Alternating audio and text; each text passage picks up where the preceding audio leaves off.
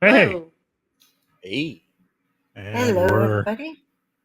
here for part 2 of Jonestown Flavor Aid. Mm, let's All right. I am Hexus Diamond. This is Akia Diamond. That is Raz T Slasher and Delphine filling in for Mother de la Mort. Hello. She's off buying a horse and buggy today or something. One of those things. happy holidays, everybody. Yes. Oh, yeah. Unless you're in Oh, it's- Nebraska where you can't celebrate, so Why can't you celebrate? it's I mean, not you legal. can, You but can. Yeah. Legalities. Yeah. So, Yeah. I've moved my annual 420 feed to Saturday, which makes it not 420, but it'll. I'm gonna combine 420 and Earth Day. Let's just say that There you go. actually, that's nice. Actually, we'll combine. So this year, instead of doing one of our logos, might be something different. nice. A little bit of tree with a little bit of tree, you know. I don't. yeah. I just don't when it comes to holidays like this. I like I don't know. Like on St. Patrick's Day, I purposely go out and buy Scottish beers. right. And tell them all fuck off. I green liked beers. Simbu's reaction to my post yesterday. Shouldn't you be putting out like, I don't know, 19 crimes and I forget what else you said. I was like, Oh, for I what? should put out like the 19 crimes wine with his picture on it. Yeah. Oh, those Have things you are ever done neat. the thing? Yeah, Yeah. Like I always I download the app when we're at Albertsons or wherever they We sell have it, like a bunch of the bottles. and I'll like nice. scan them to see the whatever. But then the minute we leave Albertsons, I delete the app because I was like, I'm never going to do this again. And then every time Yeah, I go again, I do that with a couple places too. I bought them once for family for Christmas. Like every different family got a different bottle. So then I was like, but check this out. And I just let them use my phone and pass it around. You know, and they're all like, oh man. There was something I was going to bring up, and I totally forgot what it was. It was wrestling related. I like completely forgot. I'm not There even goes stoned. the feed. and Yeah, right. I'm sorry that I Actually, cut you a off. little bit You were still talking about it. So I've been in a little bit of a wrestling information blackout because just with the moves and just everything else going on. I know I'm not exactly happy with how they're doing things with Cody Rhodes right now, but nor am I. It's like they're doing more of the same stuff. You know, Yeah. like it's all you got to go through your paces, and you got to get beaten up by Brock Lesnar now. You'll be lucky to get a pin on him, but he might change his creative at the very last second on there. I know. I was like, Hey, man, all the greatest faces have gone through this in the history of the WWE, WWF. I mean, even Hogan had his time with Andre. I don't know. Hogan, that's a little different. I'm just saying, every major face has had their big struggle, and I think this just is, and I think it's good. I think it's going to end well. I think it's all going to turn out like. I think it's by the time it gonna end gets well. there. I think it definitely is going to end well. It's like oh man, it's more of the same. Come on, man, just a lot of people. I have looked into it. One of the main reasons why Drew McIntyre is leaving, or he's looking to leave WWE, because he hasn't re-upped his contract, is the fact they're leaving that Universal title on Roman Reigns, and no one else can really get it right now. And I was like, I do agree with the WWE draft with what they're doing right now. Hopefully, that's when they're going to really, huh? I'm excited about the draft. I love drafts, man. Them doing that is fucking awesome. I think they're going to finally. I'm hoping they give I'm really hoping at least to give the Universal title to Cody Rhodes and then split it up, not split it up before, but that makes sense. Yeah, we'll see. So, hi, Calvin.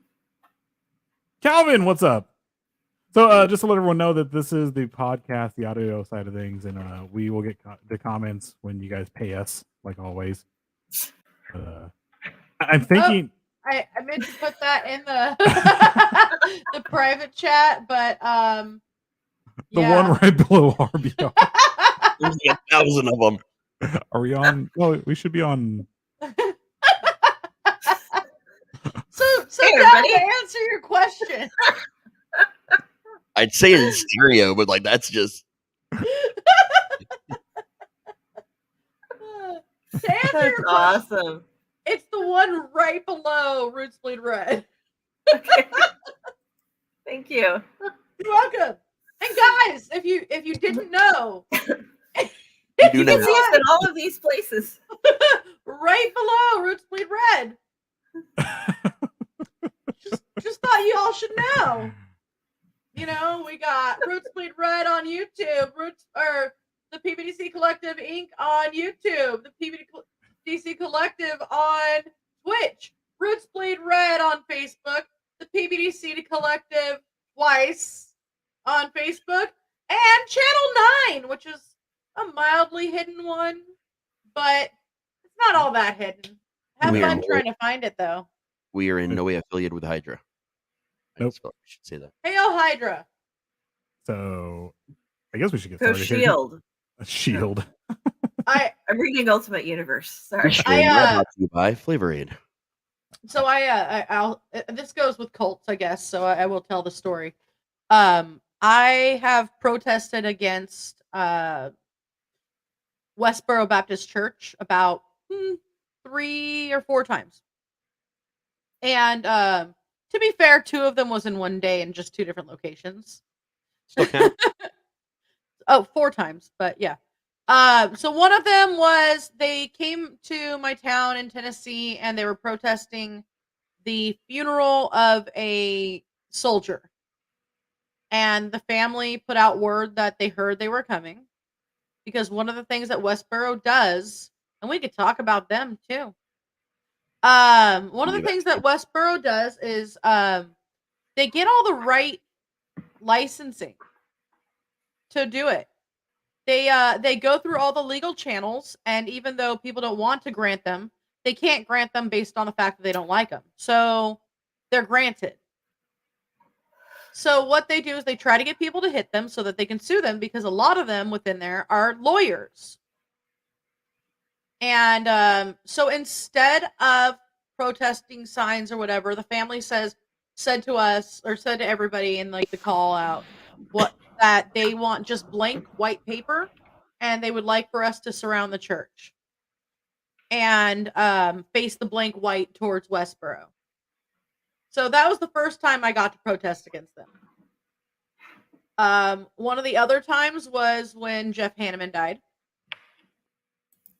And the other one, which is probably my favorite because I made more interesting signs, was there's a man named Robert Schuler who passed away. He was the pastor for the Crystal Cathedral here in Orange County in Garden Grove. Now, one of the things about Robert Schuler is that he was very pro everybody. And that's one of the things that Westboro hated about him. He was like, you're gay? Come on in. You're trans? Come on in. You're on the streets on drugs? Come on in, let's help you. I thought the Crystal Cathedral was the one that's like all see-through.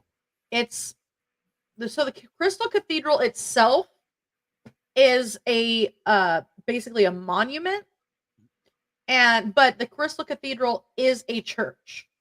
And I've seen, so they do the nativity thing. And when I was a kid, they would walk live camels down the middle of the church and have the full nativity thing. Like they would do, like, right. Like, but it was the camel shit all day. It was one of the coolest things I can remember from being a kid, was being seated in these pews, and you look and these freaking camels are walking down. Hi, Devoodoo Queen. Hello, Jenny. Hello, Jenny. Hello. Sorry, I saw that. But watching camels walk down the aisle of a church So Robert Schuller was very famous for being super accepting. Okay. So Westboro showed up and they protested Anaheim High School, saying that they promote sodomy, and basically it was because of the sex ed program that they have at the high school. And they were saying that they promote sodomy because instead of saying abstinence, they say condoms, birth control. Instead of assuming everybody is going to not stick dicks in people, they were logical about it and said, okay, this is how you protect yourself. And so they showed up and they protested a high school. And great use of their time. It was literally because it was before the funeral. So they showed up to protest the high school first, and then they moved on to Garden Grove to protest the funeral. And the cool thing is they let the kids come out to a certain point, and it was like blocked off, and teachers were out there and security was out there keeping the kids safe and behind a partition, but they were allowed to have signs and protest and stuff like that. So that was fun for them, I'm sure. But their art teacher had a blast. Right, hey, everybody, let's go signs. So I had a sign that said "All Hail Megatron." Love it. My friend had a sign that said "Hail Hydra." Like, we worked hard on these things too. Like, I had the Decepticon symbol. She had the Hydra, And then somebody gave us markers. Oh shit! Never a good idea, because then you get the situational comedy, Well, so on the back of hers, I put "Gay or straight, we all masturbate." And this is when we got down to like the funeral part where they were protesting, and we didn't do that like at the high school because it's much more appropriate at a pastor's funeral.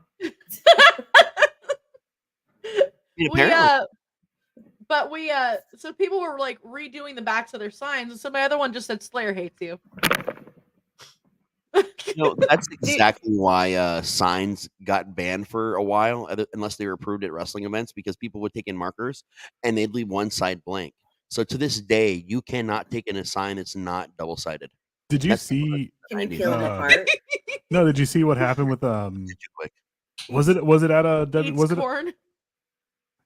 It was WrestleMania. Someone was saying they were trying to make a big deal about a security guard taking away one of their signs, and it was something derogatory about Rhea Ripley.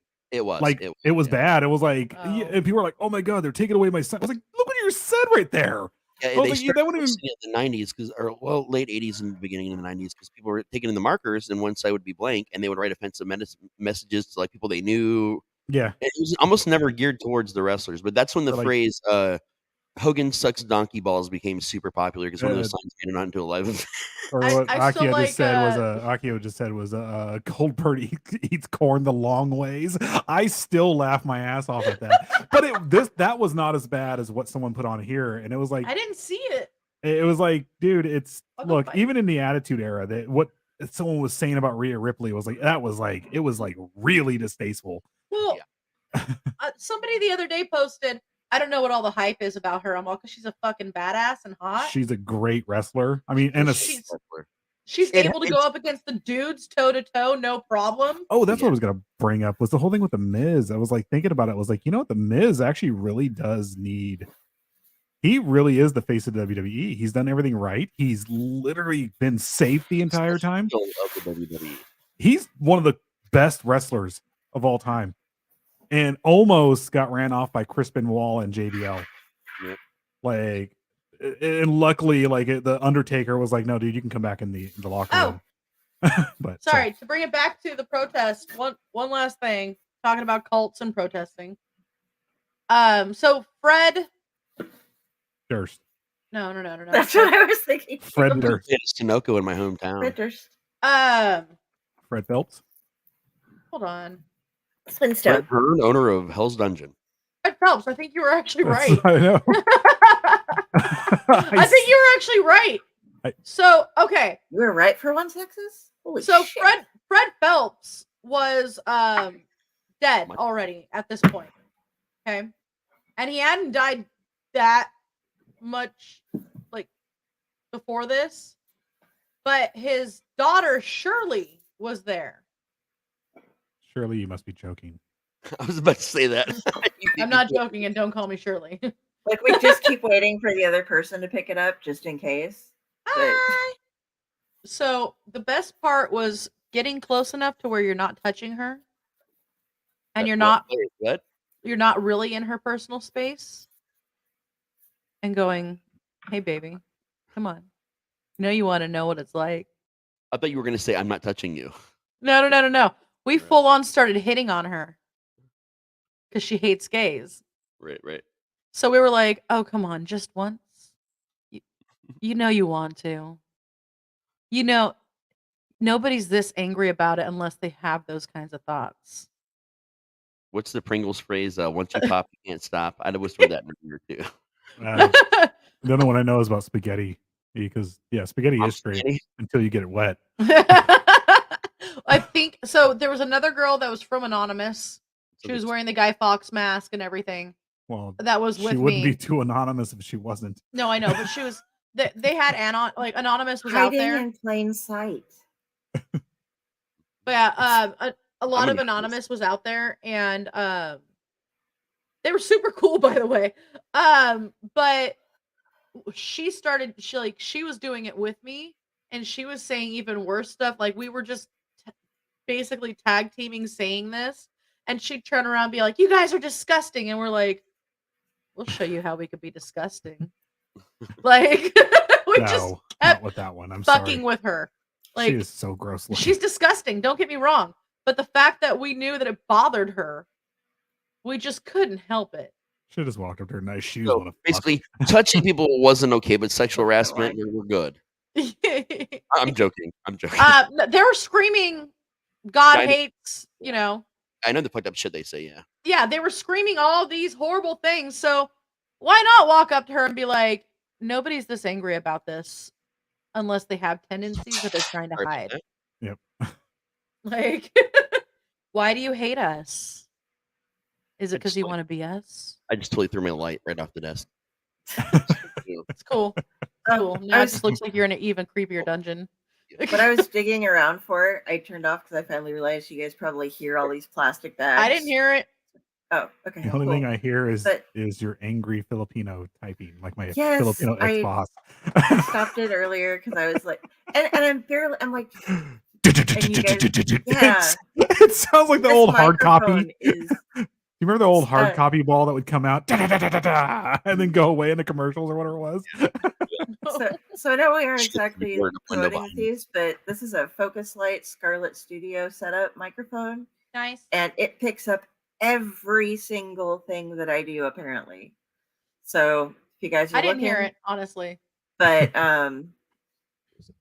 but you have to be careful because it doesn't have a directional thing on it, so it picks up everything that you're doing or that's going on in your apartment. Just a warning, guys. It has benefits, pros, cons going on.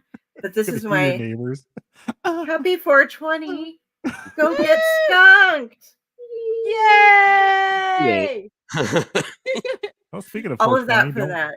I'm just waiting for the edible to kick in. Let's just go ahead and get into the people's temple aspect of the cult. I know I said it earlier, but now that there's actually people in here, I mean, 4 of you, all 4 of you, hello. You smell the drink that Jones is mixing. Sorry. Right? You should have gotten him Kool-Aid. Our cult uses cake, not Flavor Aid. Vice, where are you? It's rumored that if you say cake 3 times in a mirror with the lights off, that vice versa will come through the mirror at you. And I tried this 2 nights ago, and she made me sign an NDA, so I can't talk about it. And she'll start screaming Red Velvet. Yeah. There's icing involved, but it's not what you think. What if you put I would totally sign up and eat the cake. Right? If Vice was heading a cult. Oh. Right. I gotta tag her. Tag her with everybody. Tag her. And I'll repeat myself when she comes in. All right, so let's get into this. We left off talking about Jim Jones, and now we're going to be talking about the People's Temple. Yep. And to catch you guys up, Jim Jones is a guy whose name is Jim Jones. There you go. You're caught up. And we got to tell little Jimmy jokes about him last time. Little Jimmy jokes? Yeah. And we discussed his boxing career. Yeah. And the Jimmy jokes were completely inaccurate, though. And the ice cream. Huge wiener. Yeah. I mean, there was also the ice cream. Karan! You know what we forgot to bring up last time? Jim Jones was bisexual. Which is still interesting to me. Jim Jones, actually, the People's Temple didn't, they wouldn't marry same-sex, they wouldn't have same-sex marriages, but the People's Temple was actually very accepting of orgies.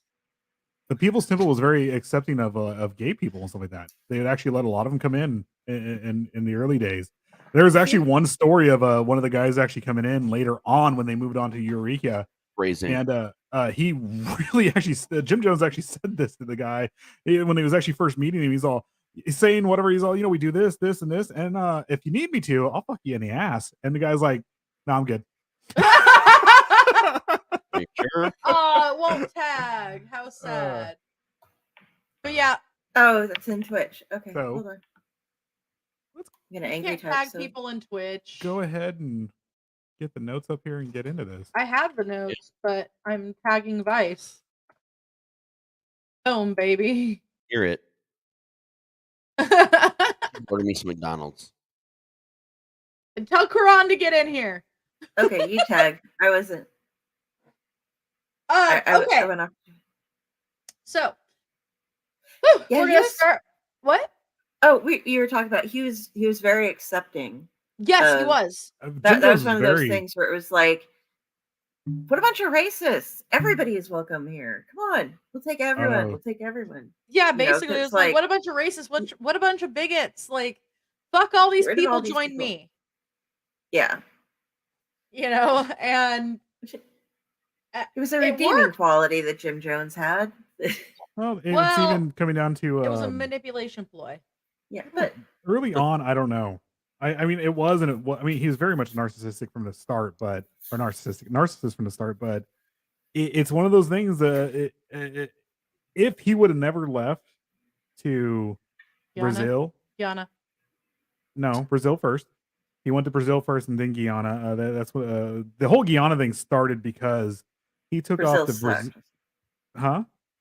Wasn't it because Brazil basically they got there and like, we can't do shit with this area. Was there for, well, it wasn't exactly like he was trying to do stuff there. It was just they went there to live and try to start up something, but they were there for about 2 years, and then everything crumbled apart on the American side. And then when he saw that he was losing control of that's when he rushed back to America. And that's also when he got back, that's also when he really changed, because it was the whole thing like in the last episode where he didn't like losing control, and he did not like people leaving him without him saying he was done. That was the whole point of him not wanting to participate in sports, was because he couldn't handle losing. Yeah. But he'll coach all day long. Oh. Yeah. It's crazy that with Brazil, because he tried that shit in Guatemala, but the kids were not having it. Yeah. Somebody got holes poked in them. I actually do. I want to say they did look at Guatemala and other South American countries. They actually did. I was just adding that in. It's a 2-for-1 joke. I'm stoned, so you're not gonna get them when I can. Another thing too, when you guys do see the People's Temple, that's not grammatically incorrect. That the way there's no apostrophe in People's Temple, because that shows ownership, and this was supposed to be like a socialist, communist. Same difference. That's why they didn't put the comma there. Mostly, but no. So yeah. But yeah, no, I give it. Let's go ahead and get into this. For communists. It's a literary. Yeah, I'm gonna stop right there. I just realized. In early 1952, Jones announced that to his wife and her family that he would become a Methodist minister, believing the church was ready to put real socialism into practice. Jones was surprised when a Methodist district superintendent helped him to get a start in the church, even though it was known that Jones was a communist. In the summer of 1952, Jones was hired on as a student pastor to the children at Somerset Southside Methodist Church, where he launched a project to create a playground that would be open for children of all races. Jones continued to visit and speak at Pentecostal churches while serving as a Methodist student pastor. In early 1954, Jones was dismissed from his position at the Methodist Church, ostensibly for stealing church funds. Though he later claimed he left the church because its leaders forbade him from integrating Black people into his congregation. I do believe that's the reason why he really left. I don't think he was stealing. The guy literally went door to door selling monkeys, no joke, for the People's Temple. Yeah. So I don't think he was stealing. He went door to door selling spider monkeys for the People's Temple. He really did. Wait, what? Really, really did. He, as shitty of a person as he was not racist by any means. And I do believe that he would have left the church totally happy to make everyone who is of all different races drink the Kool-Aid. Yeah, basically. But I totally do believe that he was not stealing. No. I mean, he could have been. Huh? I'm just bummed out now because I did not live in a place where someone sold monkeys door to door, and I feel like I missed. This went on throughout the 50s, like that. He actually was a door to door monkey salesman. Hey, if he passes business on anyone else that might be listening, I'll buy a monkey. I mean, just deal with me. Well, I mean, I will accept a capuchin. With inflation, I think they were like roughly like $240 back then. That's it for a monkey, $240. No, well, that's back then. No, I'm gonna time travel. I have a whole plan. Don't worry. That's the time travel stop. We need you to help us get some people across here, depending on how far we go. Ron in here, by the way. Hey, Ron. Hey, Ron. Natasha. What's up? Hello. Queen. All right. So from this point forward, I will abstain from doing comments for a while. Okay. I'm going to take over. Place your bets. Oh, no. I'm just saying that I'm not going to bring up any comments for a little while. After this one. Okay, after this one. Yeah. Under no circumstances am I owning a monkey again. Just nope. Yeah, no, because of the again, that one had to hop up in there. Yeah, I was like, okay, after this one. After this, Jenny. After this. I'm seeing monkey shots. I know what's up. I'm sorry. There was somebody who was. Oh, I'm sorry. I will never own. I don't know how people do it or why they want to do it, but chimps and all this other stuff, especially because when they snap, oh god, they eat your face and They'll rip your testicles. face They tear up your genitalia first and then go after your face. Man, when I was on tour with the band, we had one of our people that would always, they weren't quite a roadie. They just chilled and hung out. Him and his woman owned a lemur, and they'd bring it around all the time. That thing was chill as hell. Man. Did it leap? Oh yeah, Did a leaping lemur? One side, it was cool. Yeah, of course. So he's all, they go for your genitals. My brain's all, show me your genitals. Show me genitalia. I almost bought a monkey once, but I was talking, and the guy who was going to sell, he had to make sure he had a big enough property because he had a little house for it and then a gateway that it could come into your house. So you'd set that up by if you had a back door. And oh my god, the monkey would come through your back. Both of us saw it at the same time. The monkey would come through your back door. Okay. Yeah, but it had its own house. Yeah, I was going to say that I'm not stoned enough for this, but no, I think I'm exactly stoned enough for this. It snapped and went after Grandma. I don't mean to laugh. I hope your grandma was okay. Right now in my head. You're phrasing. Grandma okay? I don't mean to laugh, but Oh, Did you see? Okay, so on a random note again, real fast. When you go and watch the movie Nope, someone actually did interpret what the chimp was saying. And what happened was it was the balloon that's if you've seen the movie Nope, there's a part where this chimp just mauls these people in a taping in a studio setting. And what happened was is a birthday balloon pops and it snaps and just kills people and rips their faces off and stuff like that. Well, then the monkey Spoiler comes alert. back. Like he comes back to consciousness. And he is like literally He's like, he knows in there that it knows sign languages and it's saying what happened. Why are they all bloody? What's going on? And I was like, holy shit. I was like, the detail on that with what's his face did I is it fucking Peel? yeah. Jordan. See, I would It, have been able to read that because I'm like sign Nope is a language. crazy movie. It was such a good movie. There were aspects of it that I kind of wish I feel like there were things taken out, you know? But like I I loved like it. I like the movie better without the creature aspect. I actually liked it better. Like the story that was being told, the way everything was done, I was more interested in that than the overall point of the movie. No, Or I the liked overall that theme. they finally went further than just, hey, this is what it is. Yeah.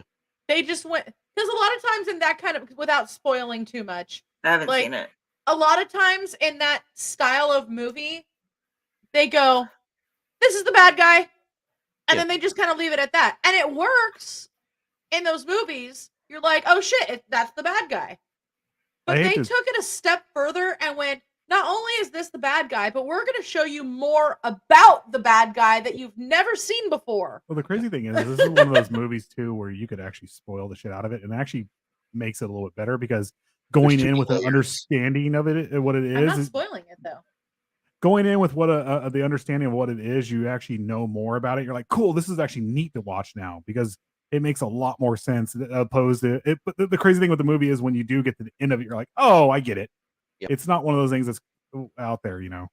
The problem with it was marketed extremely poorly. That's why it didn't get the ratings it should have gotten because it was marketed as a 100% comedy horror. All the original marketing for a long time, and that's not what it was at all. I mean, it had it was hilarious to me, but it wasn't actually a comedy horror. It was a lot more serious than what it had been billed because they just showed a couple ridiculous moments and all the original trailers and promotions. So a lot of people went into it. They gave it bad reviews because they were expecting not what it was billed at. It was just how they made the trailers. It was kind of leading, but the movie itself was pretty good. I liked it. I liked it quite a bit. All right, we scrolled off enough. We got to get. I'm going to finish my little squirrel moment. The only thing that was left with the squirrel with the monkey being able to get in your house. So, because I called this guy because he was like $500 for a monkey and its enclosure and everything, and I was like, "Oh yeah, what's going on?" And I think it was kind of that he was getting too old to take care of the monkey, so he was trying to pass it on to like people who would still be alive when the monkey, needed him. But I was like, okay, well, what kinds of things? And I was living in this weird little commune kind of place. We were like, well, we could like, I drank flavor. adopt this monkey together. And like, I'm like, I know sign language and we could work on teaching it sign language and everything. And I'm like, so what does it eat and stuff? And they're like, oh, yeah. Those we're friends, but are we adopting a monkey together? But yeah, so the guy was talking, he's like, well, he has to have cable because he watches these certain shows, and he pretty much lives off of Totino. No, he pretty much lives off of Totino's pizzas, and so it's like that is a ruined monkey. Healthy. Yeah, that's. I don't want your like cable TV and pizza addicted monkey. That's not a fun monkey. That's a chore monkey. I think it's probably better to have the cable addicted, pizza addicted monkey opposed to the one that wants to live in the wild. That's gonna rip your face off. Then the grandma attacking monkey. I'm sorry, Jenny. I'm sorry. Quick moment. Monkey shines. Okay, I'm gonna go back up. That movie. Okay, we really since need we're to talking about this. Yeah. Yes, they are very interesting. I love his movies. I like I like where his brain goes, considering that it started off with Key and Peele being a straight up comedy duo, and now he's ventured off into these horror movies. And I'm really liking all the stuff he's making. Oh yeah. I think it's really good. It's well thought out, and even the ones that aren't exactly as well thought out as they could be, still makes sense and you have fun. Yeah. And All I'm right. sorry. I had the squirrel beating me up, getting in a couple jabs there. I let a lot of the squirreling off, so. No worries. So, okay. Believing that the racially integrated and rapidly growing latter rain movement offered him a greater opportunity to become a preacher, Jones successfully convinced his wife to leave the Methodist Church and join the Pentecostals. In 1953, Jones began attending and preaching at the Laurel Street Tabernacle in Indianapolis, a Pentecostal Assemblies of God church. Jones held healing revivals there until 1955 and began to travel and speak at other churches in the latter rain movement. He was a guest speaker at a convention in 1953 in Detroit. The Assemblies of God was strongly opposed to the latter rains movement, actually. And in 1955, they assigned a new pastor to the Laurel Street Tabernacle who enforced their denominational ban on healing revivals. This led Jones to leave and establish Wings of Healing, a new church that would later be named the People's Temple. Dun, dun, dun. Jones's new church attracted only about 20 members who had come with him from the Laurel Street Tabernacle. I want to say hi to people, but I'm in mid. I'll just flash them up so we. Yes. Hi. Okay. we can put up highs without having to actually say it. We can just wave. We can get the comments, in a little bit.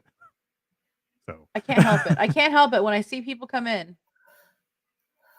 So he only brought over about 20 people. And he was not able to financially support his vision. So he saw a need for publicity and began seeking a way to popularize his ministry and recruit members. So Jones began to closely associate with the Independent Assemblies of God, an international group of churches which embraced the latter rain movement. So the Independent Assemblies of God, or the IAOG, rather, had a few requirements for ordained ministers, and they were also accepting of divine healing practices. In June of 1955, Jones held his first joint meeting with William Branham, a healing evangelist and Pentecostal leader in the global healing revival. And in 1956, Jones was ordained as a minister through Independent Assemblies of God by Joseph Madsen Bowes, a leader in the latter rain movement and the Independent Assemblies of God. Jones quickly rose to prominence in the group and organized and hosted a healing convention to take place on June 11th through June 15th in 1956. And this was at Cadle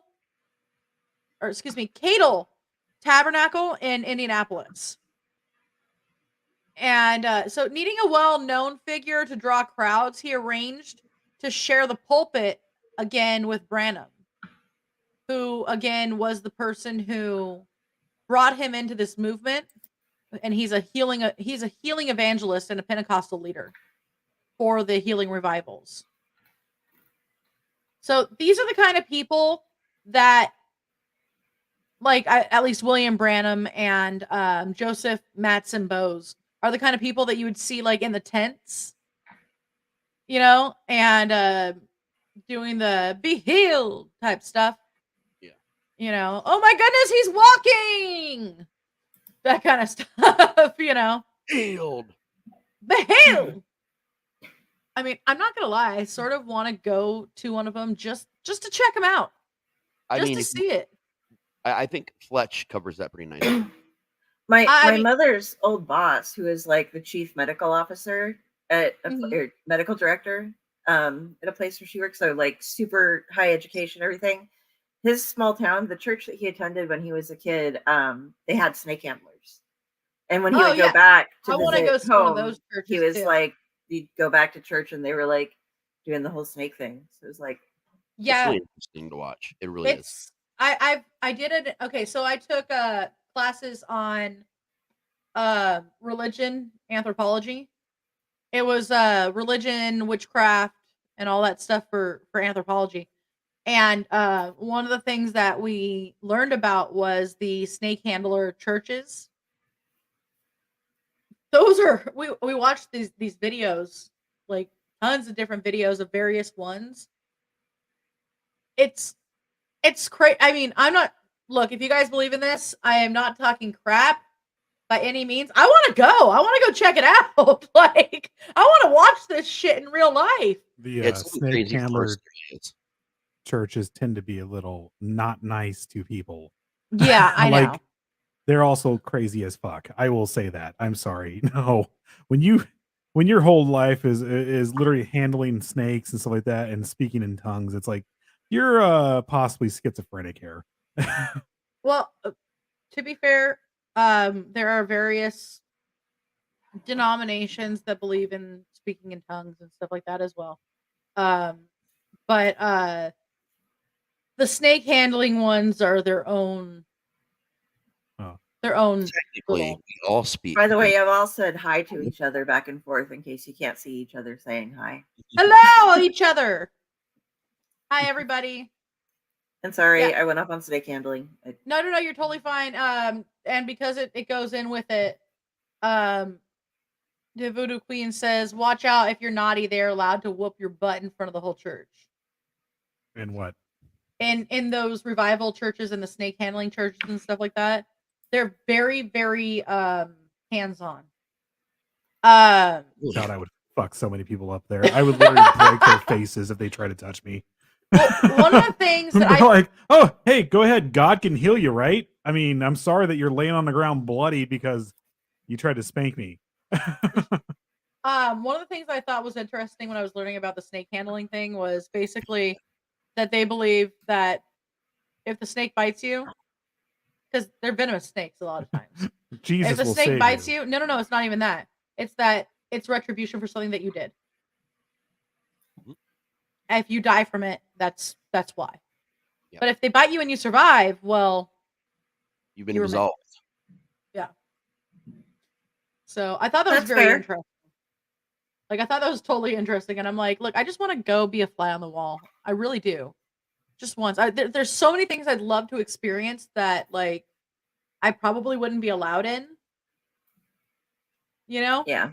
But I would love to just witness them. Oh yeah. I have more things that I have witnessed that a lot of people haven't, but I'd love to go witness more. All right, so Branham was known to tell attendees their name, address, and why they came for prayer before pronouncing them healed. Jones was intrigued by Branham's methods and began performing the same feats. Jones and Branham's meetings were very successful, and attracted an audience of about 11,000 at their first joint campaign.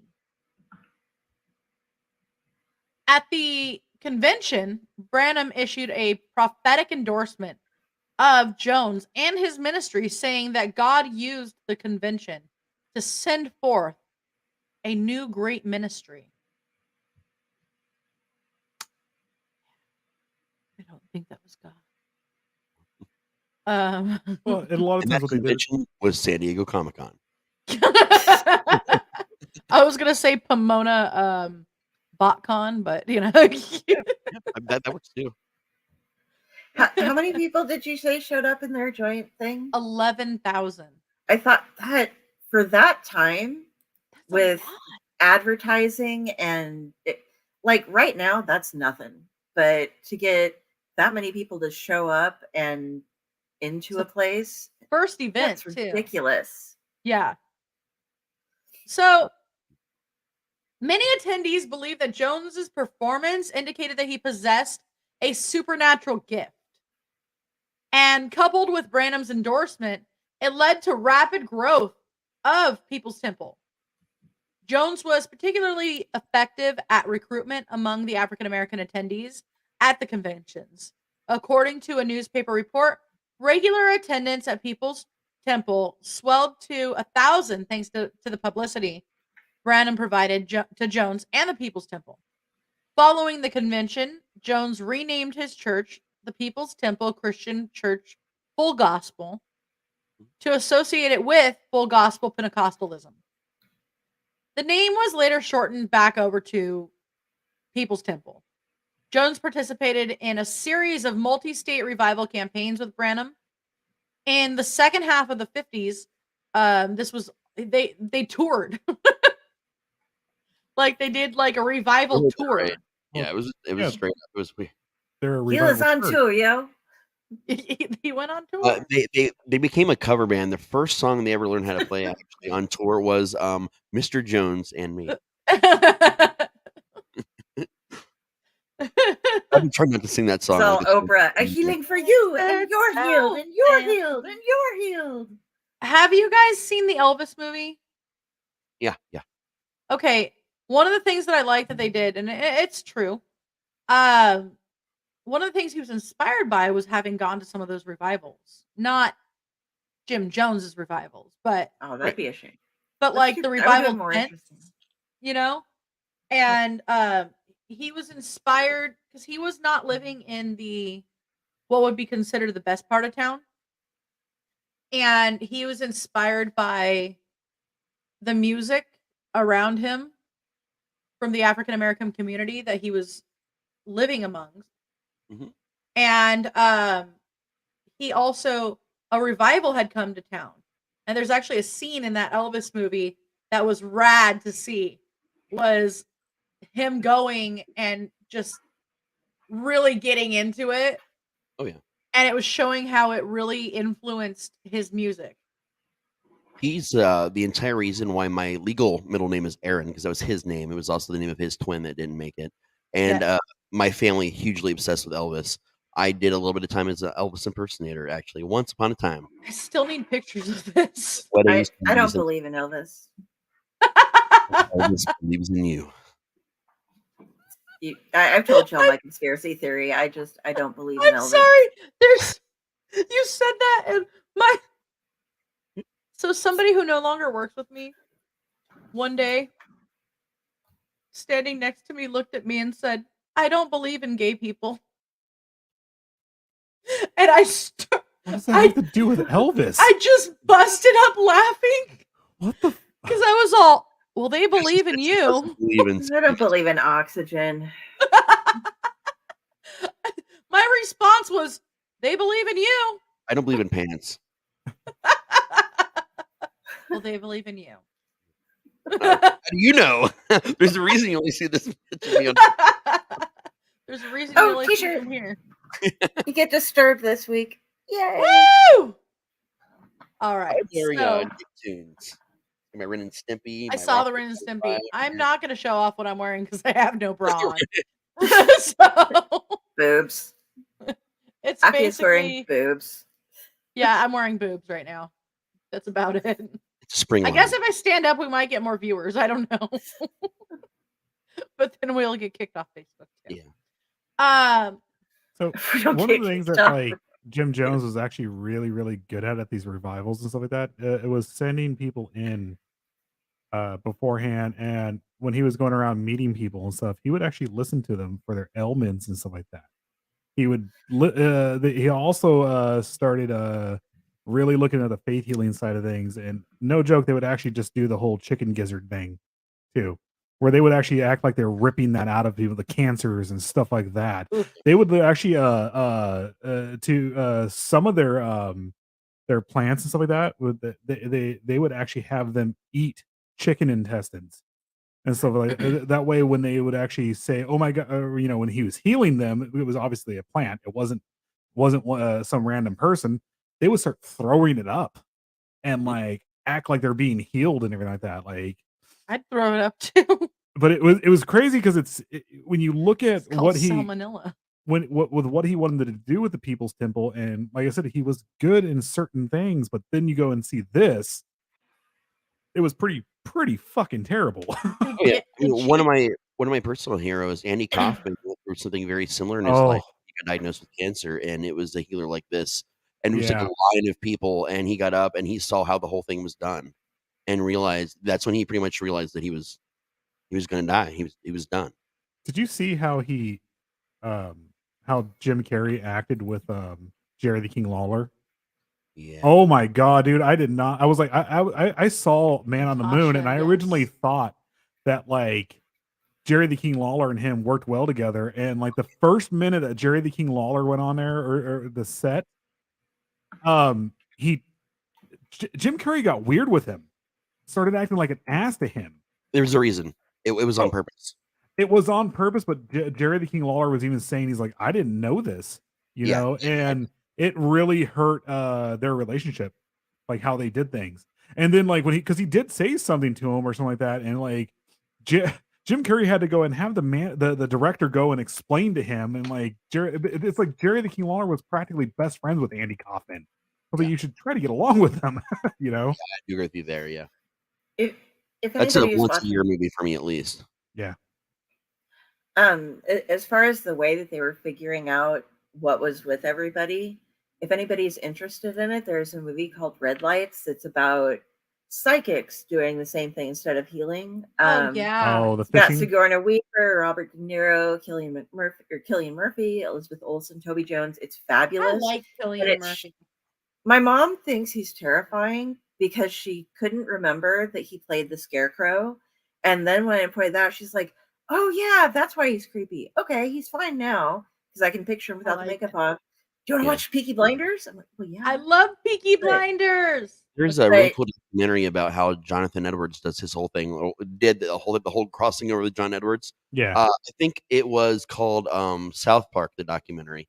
And the episode was called Biggest Douchebag in the Universe. It was, and it was so accurate too, though. It was funny as hell, but it was accurate beyond anything. Like just how they. It starts with a P. He was born. It was warm outside when he was born.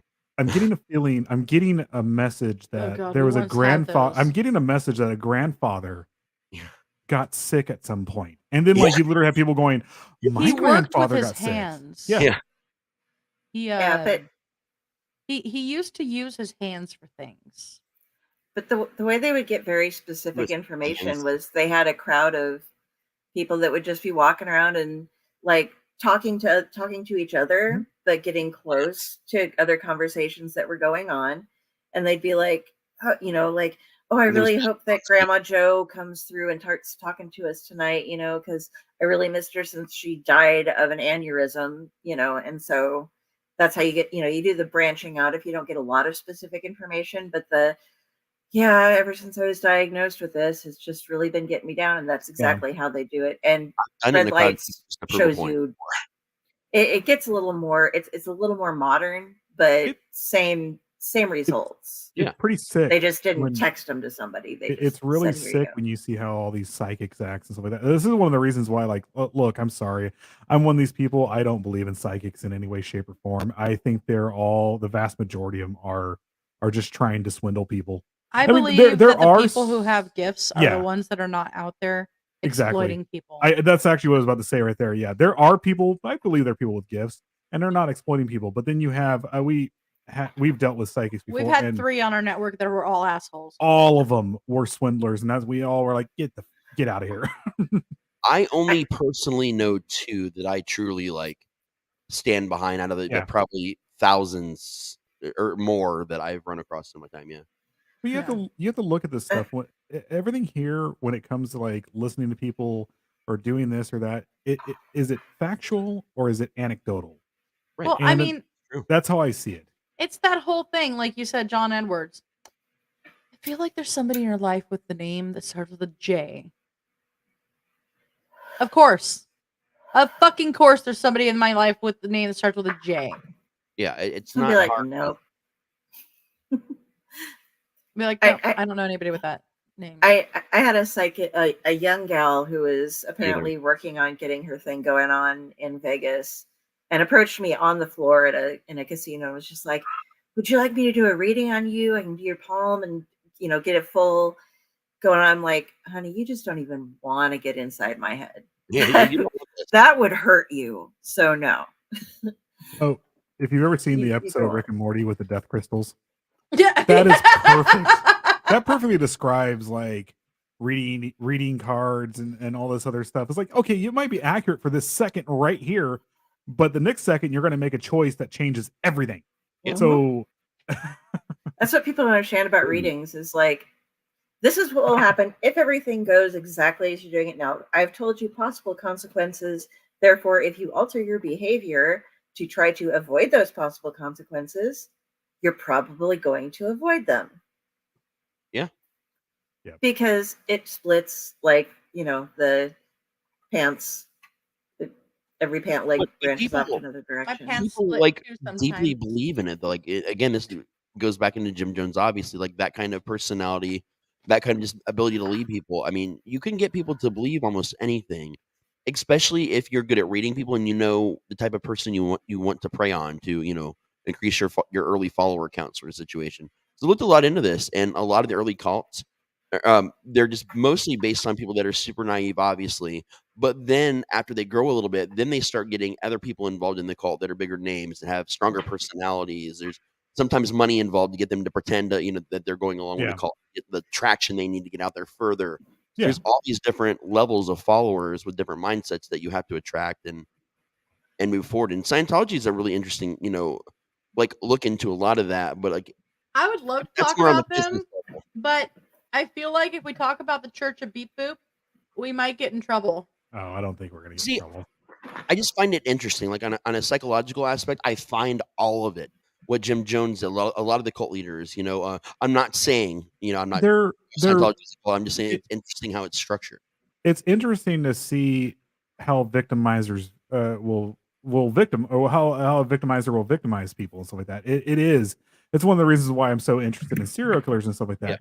Because the thing you have to look at, like, you have these group of people who literally are taking on the ultimate form of freedom and saying, screw this, I don't care what society thinks, I'm gonna go kill these people over here, or I'm gonna go indoctrinate these people over here and take control of these people over here, or do whatever. It's insane to watch, but it's interesting to like read into. I do like the psychological aspect of it. Learning about what makes them tick. Jim Jones was like, he hit a 24 charisma. His next path was like an 18 or so in wisdom, with definitely social features. Then his intellect, and then the rest of it didn't even matter. But he also used rigged dice. He got real lucky in the dick department too. He rolled. I gotta say, I have learned more about Jim Jones's dick since we started doing these episodes than I think I ever knew, man. Which direction did it lean? Because I feel like this is information you might have. They took to right or left. Well, if you'd like to know, user briefs. So, for the record, we were talking on a side about the fact that I want locks, and the Voodoo Queen will do them for me, the ones that I want. But she was asking, are the ones with the loops that like crochet in? Excuse me. Or are they the other kind? And I was like, I'll just send you a picture. And Rainbow said, I've used the double-ended a few times. Wow. I have thin hair and wanted more dress. Was the double-ended something for the cult, or? Then it was, I read that wrong. Wrong. I'm officially not going to. Oh no, I don't think we read that wrong at all. It literally says, I used the double-ended a few times. No one read that wrong. So yeah, that crossed my mind. A lot of times this is when I would pop on and be like, you can't sit with us after dark. But instead of after dark, I'm going to try a new one. It's, you can't sit with us, but you can sit in our laps. Yes. Double-ended. I just saw that and was like, what the fuck are they even talking about? Because I hadn't been following the conversation. Can we bring up the Rainbow Twitch comment right there where she's talking about victimology? Yes, victimology is an interesting study. Absolutely. Yeah. It's interesting on so many different levels because there's the aspect of the person who was victimized. Look at how they react to it. how it has affected them as a human being, how it has actually affected their personality and who they are. The insane thing with victimology too is the false confessions. Yeah. Like false confessions is a major thing, and I know we never really Well, that officially touched upon it within in our Satanic Panic series, but a lot of them, a lot of the people, the reason why the Satanic Panic went on for so long was because when they pulled these men and women inside to interrogate them, they literally just agreed with a good portion of it agreed with the police and stuff like that, and then like come back later, they're like, I never did this. You know, why am I now? I'm in jail for 20 years. For the record, we just said double-ended, and now we got like 10 viewers. 10 viewers. We got 6 more people in here. 6 more people are coming in. Yeah, and with I think with some of the victimology thing too is it's easier to agree that, oh yeah, it was totally because of that, rather than saying like, yeah, I as a human being did this. No, there had to be some outside force that was making me do that. So it must have been this that was the reason, you know? So, well, Rainbow says I was a criminal justice major and I looked into a victimology minor, and it was seriously more disturbing than criminology. It's insane to think about. Like it's weird. It's that people are so wanting to be a part of something. Again, this is what what people like Jim Jones do is they go out and look for victims. They can find them. It's not it's not the fact that these sociopaths and narcissists don't have empathy. It's that they have empathy and they're using that power for all the wrong, for very evil purposes. You know, right? Why can't they just be like, I'm a cult? I mean, we do that. We just tell people, hey, we're a cult. You know, we're a death cult. Well, but, yeah, like, but we don't want to control people officially. You know, better. But I'm just saying that these people just said like, hey, you know, this is a cult, and if you want to live the cult lifestyle, join. I think they'd get more followers in modern day because people would be excited to join a cult to see what it's like. You know, I'm not even joking. I'm actually being serious about it. They just nice cult. Come on down. I was asked a couple of months ago to help found a cult. Actually, I think I'd be really good. That's why I changed my name to Future Cult Leader today. I think I'm going to do this, man. Natasha says, I'm doing my criminal justice right now, working on my bachelor's. Nice. Hell yeah. Very good. Hell yeah. I took some criminal justice classes. It's really fun. It is. Definitely. One of my favorite classes of all time was wildlife law. It was insane. To realize, like, did you know that the California, what are they? Not the Rangers, but the Fish and Game Wardens.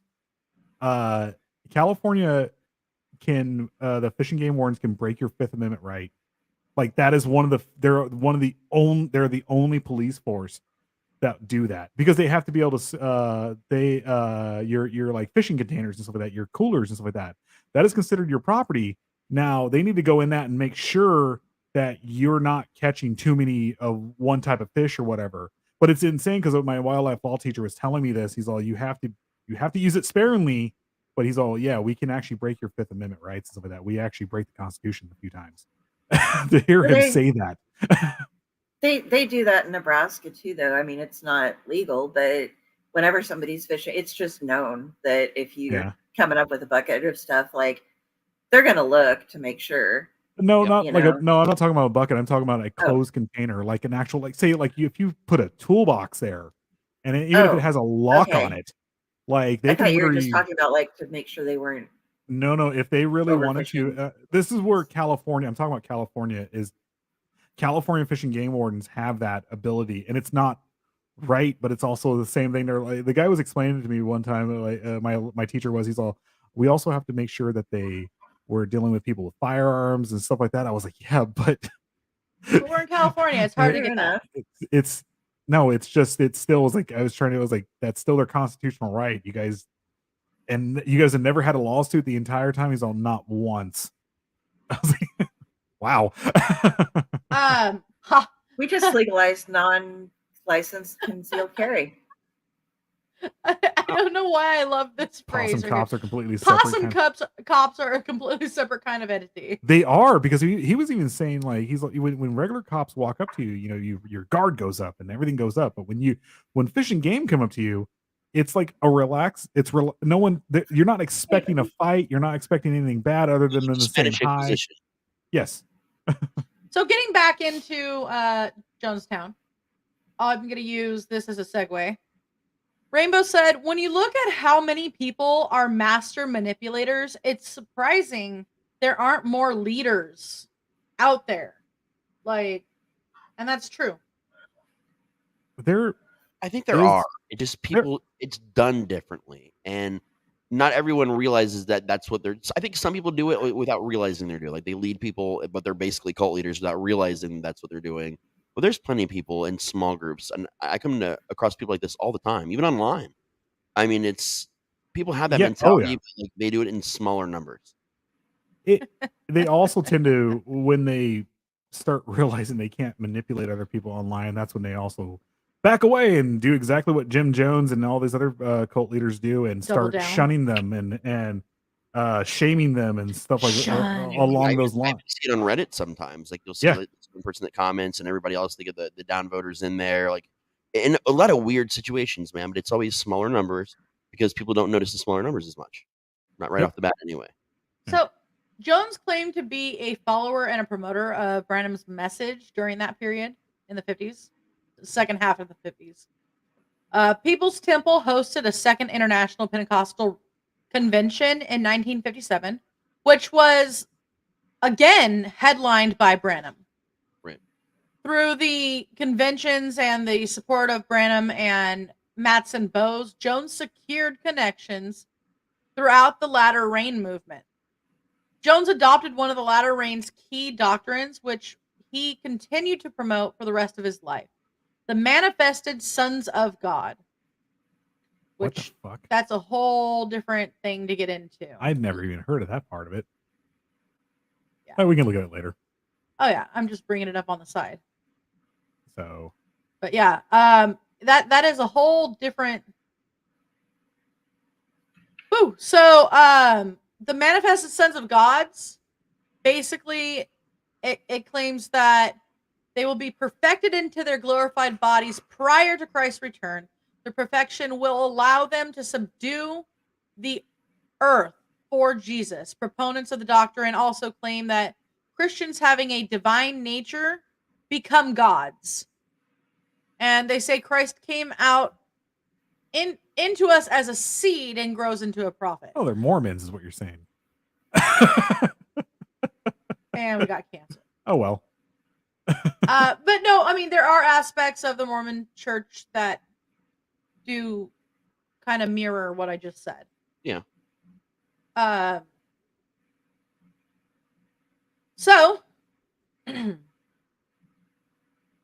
William Branham and the Latter Rain movement promoted the belief that individuals could become, here we go, manifestations of God with supernatural gifts and superhuman abilities. They believed that such a manifestation signaled the second coming of Christ, and that people endowed with these special gifts would usher in a millennial age of heaven on earth. Jones was fascinated with the idea and adapted it to promote his own utopian ideas, and eventually the idea that he was himself a manifestation of God. By the late 60s, Jones came to teach that he was a manifestation of Christ the Revolution. The crazy thing is, at this time, Jim Jones was, he was a hardcore atheist. It was really just him learning manipulation. Yeah. Oh, yeah. So, Branham was a major influence on Jones, who subsequently adopted elements of Branham's methods, doctrines, and his styles. Like Branham, Jones would later claim to be the return of Elijah the prophet, the voice of God, a manifestation of Christ, and promote the belief that the end of the world was imminent, as most of those do. Don't ever put an expiration date on your cult, though.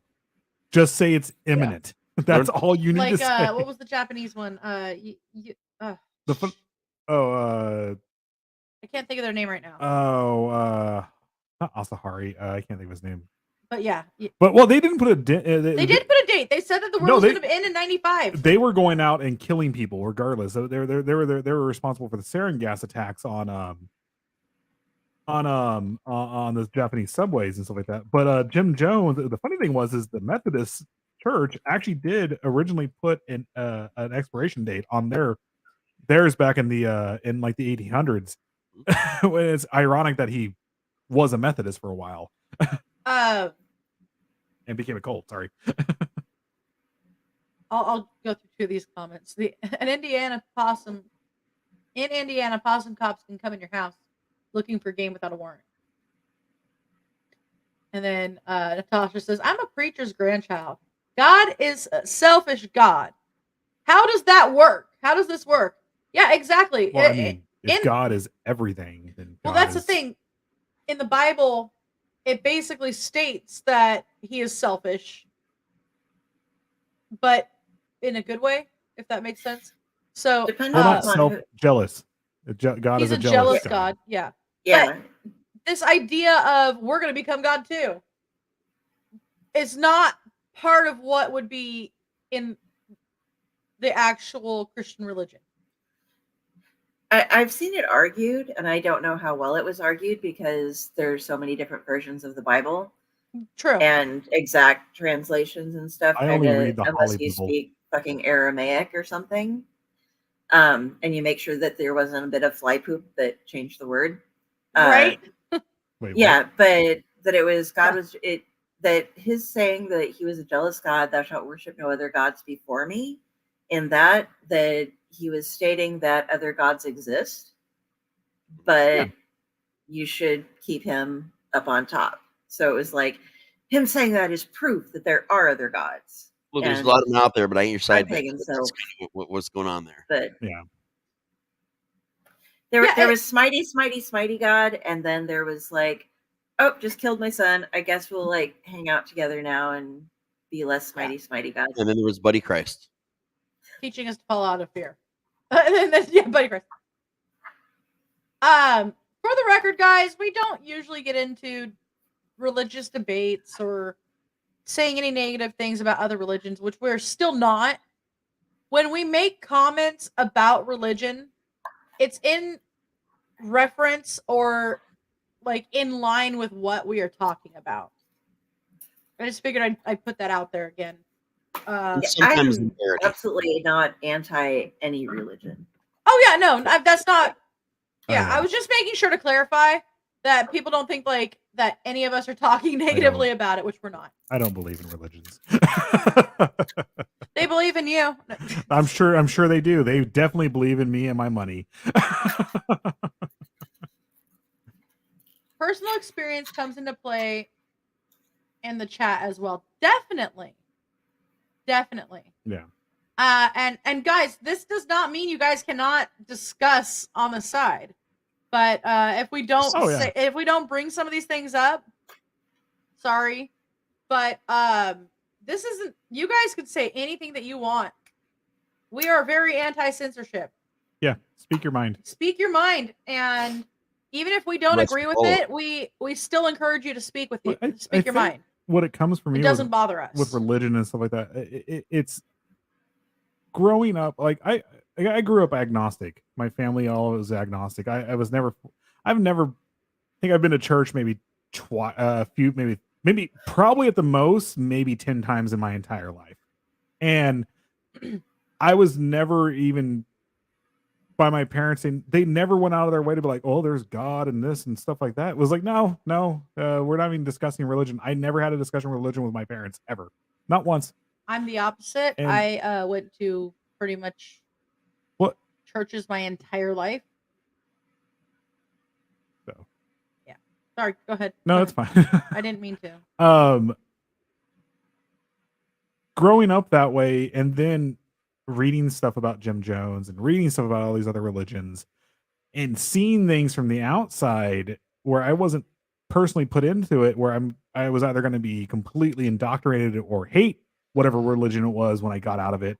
It was actually a neat experience for me as a teenager, because I actually really got to, I'm saying for myself, I got to choose. It was almost more like I got to choose my own path. You know, when I finally got to an age where I understood, and mind you, I mean this, like, when it was probably about Woo! 20 between 23 and 26 when I actually realized, when I matured and was like, "I just don't like religion." I mean, I'm fine with people wanting to believe what they wanna believe. You wanna be a Christian, you wanna do this or whatever, have at it. Just don't put it in my face, because 'cause I'm not very happy when you do that. I Like was what raised in happened the to our middle of a president? lot of different religions, like a lot of like strong family religions, and told, "Hey, you're gonna find your path, and when you do, that's cool. We'll talk about it." You know, but I had like very Christian, very Catholic, very I had Druid, a lot of shamanism in my family, Strega, and everybody was just like, you know, we have our own beliefs, but You say Strega? yeah, you get to learn kind of from everybody. You know, kind Like of a little bit about the Italian witchcraft Strega? and yeah. Oh, that's cool. We had a lot of different practitioners in my family, and it was just, you know, you get a chance to learn a little bit from everybody, and when you find your path, we're gonna celebrate the fact that you find your path. It doesn't matter what that path is. One of the things, a lot of people need to understand, even like say when you're talking about like modern paganism and stuff like that or whatever, it is actually brought to people by through a Christian lens and stuff, because A lot of it is. like Odinism and stuff like that, or like the Norse pantheon, all that was transcribed by a monk, and they were lucky enough to like to find certain things after the what was it called again? Futhark. No, not the Futhark. That's the whatever. I'm talking about the Poetic Eddas and stuff like Oh, the that. Eddas. Yeah. I was Through a like, fire from what this monk wrote down. It was like the vast majority of. I mean, I know if you look at Christianity, it is actually very influenced by the Greek pantheon because that's how it's set up. You have your one god above everyone else, and then all the angels who have all their specific uh not destination, but whatever they can do and stuff like that, you know. But it's the vast majority of pagan religions and stuff like that right now, or pagan beliefs, it's all through a Christian lens. And I'm just saying, like, I've seen a lot of them end up acting, even though they'll come out and say how much they don't like Christianity or whatever, they end up acting just like them because of that. I'm of the firm belief that every religion is right about one major thing, and that's a puzzle piece. And yeah, it's really cool to learn from all the different religions and see different I was beliefs. gonna say that. Yeah, because you got all these little pieces, you can slowly kind of start understanding like the world around you a little, like in interesting ways. Yeah. It's Super. interesting to me that it seems that the majority of religions have a lot of the same basic themes, you know? And you've got the person that's up here, whether there's multiple deities or not within it, there's still the one head guy, head honcho. There's always something to do with their offspring. Mhm. And then there's always some kind of like message to mankind through it. Yeah. Um Personally, I like the whole if you gotta fight, fucking fight. But that's just me. Yeah. I'm gonna go through a couple comments real fast and then get right back into it. So I think we scroll out enough here. We have yeah, like 10 minutes left of the episode. that's fine. Calvin said my grandfather was a Southern Baptist minister. Whew. And Natasha said so was mine. Natasha also says, I understand. I learned so much about LDS and FLDS. What's It's FLDS so again? freaking interesting. Well, Fluid Latter-day Saints, they're fluid. there is quite a difference.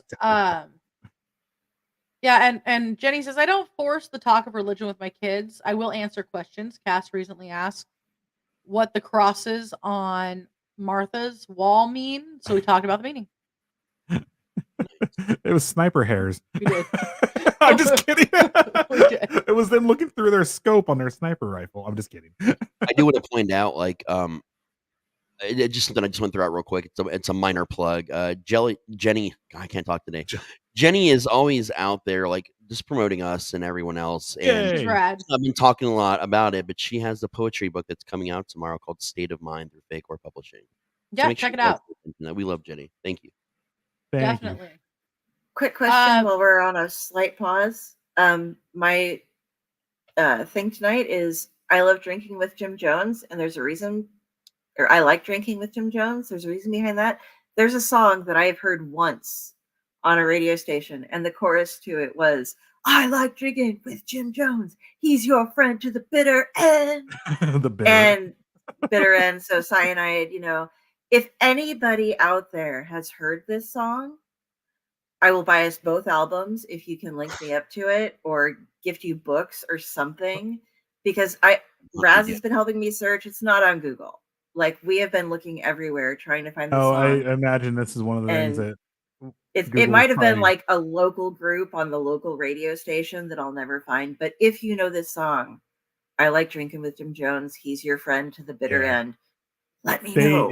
This is probably one of the things. It's crazy with Google because they won't wash Google of Gigi Allen and stuff like that, but they won't. Yeah, they'll sponge that off Google and stuff like that. You probably need to like use another search engine to look it up. Potentially, but seriously, I've been looking for this for like a decade. So I think this is gonna be the Jim Jones squirrel episode. We'll probably get back into it more in the next episode. You know what's funny? Is the first one came up with that band Skinned. Yeah. Because they have a song called Jim Jones. Yeah.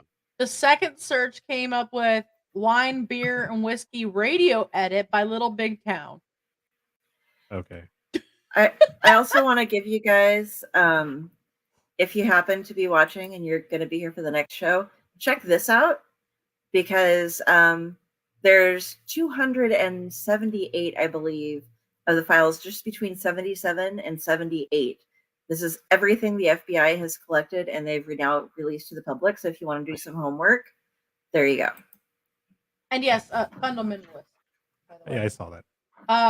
And yeah, they're the ones that are more based out of Utah. But that is insane that directly that they are so in your face about it. They're like, not only we are LDS, but we are fundamentalist LDS. Yeah. That's scary to think about. I mean, like this, that's like me with black metal. Like, I am very in your face when it comes to black metal and stuff like that. Like this, if you see me walking around and stuff like that, it's always black jeans, black shirt, whatever, upside down, like crosses or whatever, or you see like a St. Peter's cross. Like a conqueror with his women and stuff like this on my shirts. But for that to be transferred over to the logic of a religious group, to be like, we're fundamentalists, like, wow.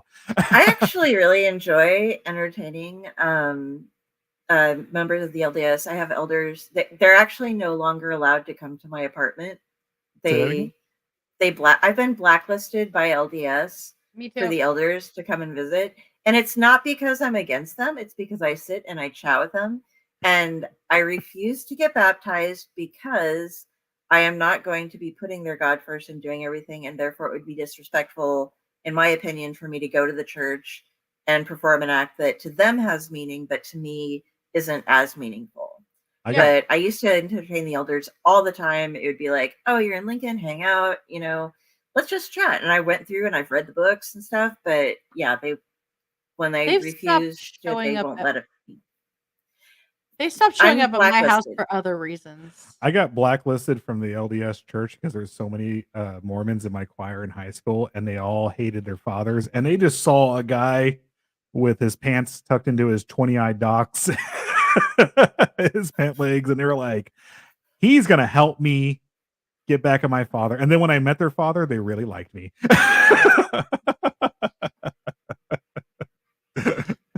So let's at least finish this one. Yeah. There's just one section. This one area, please. Sorry. So, well, this helps us actually move it into 3 episodes because on the next episode, we will be getting playing a lot of portions of the death tapes. So by the late 60s, Jones came to teach that he was a manifestation of Christ the Revolution. So Brenham was a major influence on Jones, who subsequently adopted the elements of his methods, doctrines, and styles. Like Brenham, Jones would later claim to be the return of Elijah the prophet, the voice of God, a manifestation of Christ, and promote the belief that in the end the end of the world was imminent. He learned some of his most successful recruitment tactics from Brenham. Jones eventually separated from the Latter Rain movement following a bitter disagreement with Branham, in which Jones prophesied Branham's death. Their disagreement was possibly related to Branham's racial teachings or Branham's increasingly vocal opposition to communism. Now, the crazy thing is he was willing to stay around and learn his techniques until he learned them, and then now he was like, oh my god, race and all this other stuff, you have to get away from me because you're a racist piece of shit. But you were there prior to that, learning everything you can from him. All right. So there's so much more. We're probably gonna end up with 4 episodes, to be honest. Next week we get into it is Father Divine. No. Next week we're gonna get into the Peace Mission movement. And Father Divine. Disciples of Christ, racial integration, that kind of next show, not next week. Next show is actually going to be a pretty long one because we're probably going to wrap everything up on the next show, and it'll be pretty long. Like I said, we're also going to get into the death tapes, play stuff like play the death tapes, and really get into his abuse of his people and stuff like that. Basically, come for the death tapes, stay for the flavor parade. And all of the fun things that go along with how he perfected the cult manipulation, how to integrate people. The way that Jonestown was pulled off was a masterpiece. It's I like I've said in the previous episode, I can't get those screams out of my head. So you guys, we understand if you don't stay to listen to that. No. We will put up trigger. We actually need you guys to stay and listen to this. This is. Thank you so much. Actually, thinking about it right now, we pretty much did cover the People's Temple on this episode, about, even though we scrolled out, but we talked about it. So, there is a surprise coming up, not tomorrow, but next Friday. Roots Bleed Red will have some guest hosts. Might as well just say it with us. We're gonna have Prometheus and Amelia just helping us with whatever topic they choose. We have given them artistic freedom as far as not autistic freedom. Sorry. What the fuck? We just gave them autistic freedom.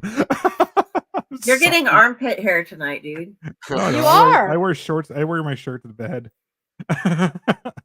She's got a razor. You know how quick you can cut a shirt off when someone's asleep? I mean, she won't cut my shirts up. We've actually done an episode on Waco. We've actually done it a few times now. Waco was a few years ago, but that might be something we can read for my time. Waxing. I'm a man-o-lantern. Wait, which one's Wow. All right. So we're gonna have Prometheus and Amelia on next week. Their humans will probably be on. Their humans are gonna be on. They're sexy. They're sexy. Their sexiness. We have shirts. Didn't you say Natasha was sending this info too? Natasha? Yes. So I'm hoping to have Natasha on Roots Bleed Red too. We were going to ask you. When we do cover those Colorado serial killers, would you like to join us? Yeah. We're doing show prep right now. Jim Jones wants you to come.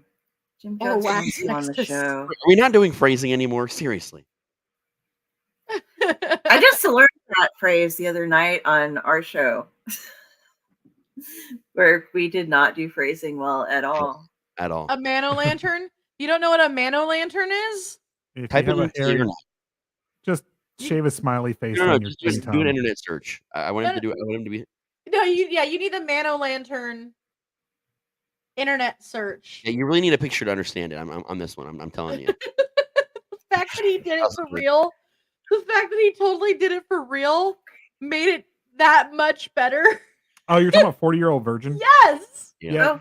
That actually was not planned at all. The waxing. Hi. They did that out of nowhere in that movie. That was real blood. That was real blood. That was his real reaction. Steve Carell or whatever. That was his real reactions. He did not know he was getting waxed, and he thought they were gonna do the entire thing. He just did his nipples, and he got fed up. And he's all, "No, I'm done." And that was really him getting pissed and walking away.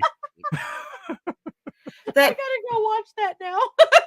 we were talking about when we were with the SAS things, like if you reach this many votes type of thing. And I mentioned, and everybody was like kind of confused, but I was like, you have to do the car wax thing, and there's this lady who like put all the wax. For those of you who don't know, when you wax, you put on a layer of wax, and then you put on a strip that will then adhere to the wax. Then when it cools down, you rip it off. Yeah. Well, this lady put her strips on. She was doing a bikini wax. Yes. And she put her strips on, and then she went up to the back of this car and adhered the strips to the bumper of the car and had them like peel out. Yeah, and she's just like, what? Okay, let's do it again. It wasn't Jackass, was it? It was something else. It was just this thing. No, it was CKY. It was CKY. It was Jackass before it was. It was CKY. I remember seeing that. Yeah, it was one of the CKY tapes. You can actually find it. Awesome, Jenny. Yeah, but yeah, it's just you're just like, oh my god, because she's just like, ow. Okay, let's do it again. To the other side. The funny thing was when they went to look at the car, it was like literally, it almost looked like it ripped off her vagina lips.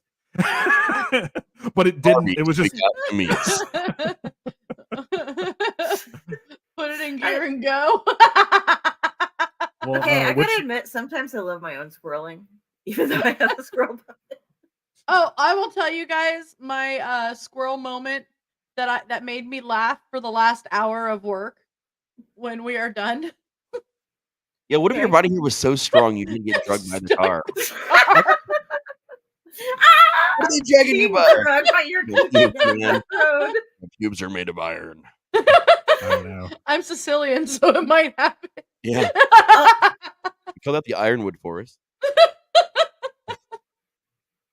Okay. All right. Thank you guys so very much. We will continue this backstage. And have a wonderful night, guys. Flash warning. Bye.